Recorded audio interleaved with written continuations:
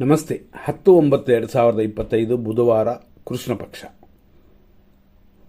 ಇವತ್ತಿನ ದಿನವನ್ನು ನೋಡೋಣ. ಗ್ರಹಕತಿಗಳನ್ನು ನೋಡಿದ್ರೆ, ಅಂದರೆ ಕುಂಡಲಿಯನ್ನು ನೋಡಿದ್ರೆ, ಬುಧ, ಸೂರ್ಯ, ಕೇತು ಎಲ್ಲ ಒಂದೇ ನಕ್ಷತ್ರ ಪಾದದಲ್ಲಿ, ಅಂದರೆ ಗ್ರಹ ಯುದ್ಧ ಅಂತ ಇದೆ. ಆದ್ದರಿಂದ ಇವತ್ತು ಮಕ್ಕಳು ಹುಟ್ಟೋದು ಕೂಡ ಒಳ್ಳೆಯದಲ್ಲ.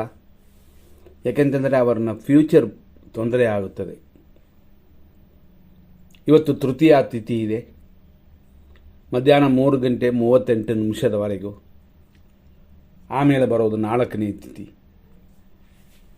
ಇವತ್ತಿನ ನಕ್ಷತ್ರ ರೇವತಿ. ಸಂಜೆ 4:03 ಅಲ್ಲಿಯವರೆಗೂ ಪ್ರಾಣನಾಶವೂ ಮರಣವೂ ಇರೋದರಿಂದ ಖಂಡಿತವಾಗಿ ಶುಭ ದಿನವಲ್ಲ. ಅದೇ ಸಮಯದಲ್ಲಿ ಸಂಜೆ 4:03 ಮೇಲೆ ಅಶ್ವಿನಿ ನಕ್ಷತ್ರ ಬರುತ್ತದೆ. ಅದು ಅಶುಭವಾಗಿ ಕಾಣುತ್ತದೆ. ಆದ್ದರಿಂದ ಇವತ್ತಿನ ದಿನದಲ್ಲಿ ಹೊಸ ಕಾರ್ಯಗಳು ಮಾಡುವಂಥದ್ರಿಂದ ಹಿಡಿದು ಮಕ್ಕಳು ಹುಟ್ಟೋದರಿಂದ ಹಿಡಿದು ಇದೆಲ್ಲ ಶುಭವಲ್ಲ, ದೂರ ಮಾಡಬೇಕು ಈ ದಿನವನ್ನು. ಇವತ್ತು ಬೇರೆ ಬೇರೆ ವಿಷಯಗಳನ್ನ ನೋಡಿದ್ರೆ, ರೇವತಿ ನಕ್ಷತ್ರ ಸಂಜೆವರೆಗಿದೆ, ಇದು ದೇವಗಣ. ಆನಂತರ ಬರೋದು ಅಶ್ವಿನಿ, ಅದು ದೇವಗಣವೇ. ಬೆಳಗ್ಗೆ 6:09 10:34 ರೇವತಿ ನಕ್ಷತ್ರದ 3ನೇ ಪಾದವಿದೆ. ಆನಂತರ ಸಂಜೆ 4:03 ರೇವತಿ ನಕ್ಷತ್ರ 4ನೇ ಪಾದ. ಸಂಜೆ 4:03 ರಾತ್ರಿ 9:31 ಅಶ್ವಿನಿ ನಕ್ಷತ್ರ 1ನೇ ಪಾದ.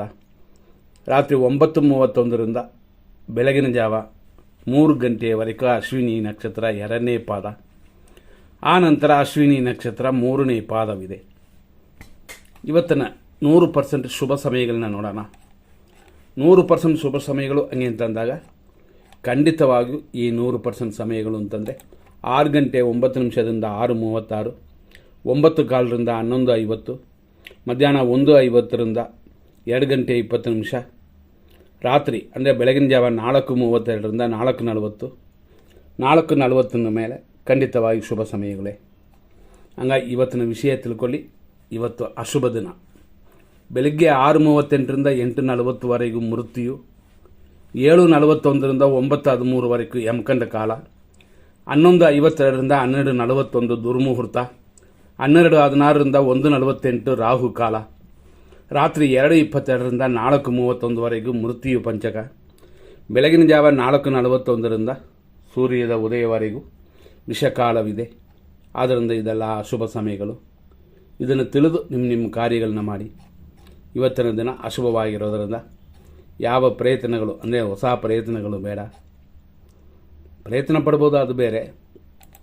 ಆದರೆ ಇನ್ವೆಸ್ಟ್ಮೆಂಟ್ ಮಾಡಬೇಡಿ, ಸರಿಯಾಗಿಲ್ಲ. ಮಕ್ಕಳು ಹುಟ್ಟೋದು ಕೂಡ ಶುಭವಲ್ಲ. ತಿಳಿದು ನಿಮ್ಮ ಕಾರ್ಯಗಳನ್ನ ಮಾಡಿ. ಯಾಕೆಂದರೆ ಇಲ್ಲಿ ನೋಡಿದ್ರೆ ಸೌರಮಾನ ಚಾಂದ್ರಮಾನ ಎರಡರಲ್ಲೂ ಅಶುಭವಾಗಿದೆ. ಶುಭಂ. ಮುಂದಿನ ಸಂಚಿಕೆಯಲ್ಲಿ ನೋಡೋಣ. ಧನ್ಯವಾದಗಳು.